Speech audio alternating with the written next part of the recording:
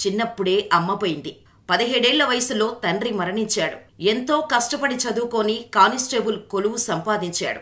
అంత కష్టపడి సంపాదించుకున్న కానిస్టేబుల్ ఉద్యోగం తర్వాత ఓ సిఐ చేసిన అవమానం వల్ల రిజైన్ చేసి ఇప్పుడు సివిల్స్ సాధించాడు.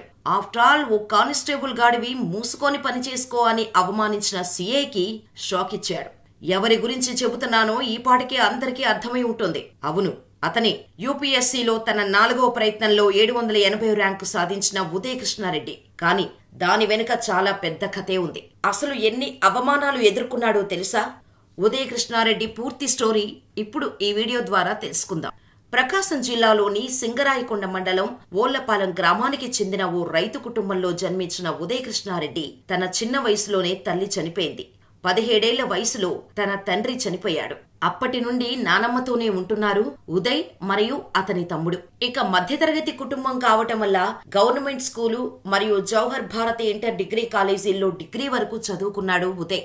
అలా తన ఇంటర్మీడియట్ తర్వాత కానిస్టేబుల్ పరీక్షలు రాసి ఎంపికై డిగ్రీ లాస్ట్ ఇయర్ స్టార్టింగ్ లో అంటే 2013లో కానిస్టేబుల్ గా పోలీస్ సర్వీసులో చేరాడు ఉదయ్. ఏపీ 2014 ఎలక్షన్స్ లో వాళ్ళ ఒంగోలు హెడ్ క్వార్టర్స్ లోనే సంవత్సరం పాటు సర్వీస్ చేశాడు.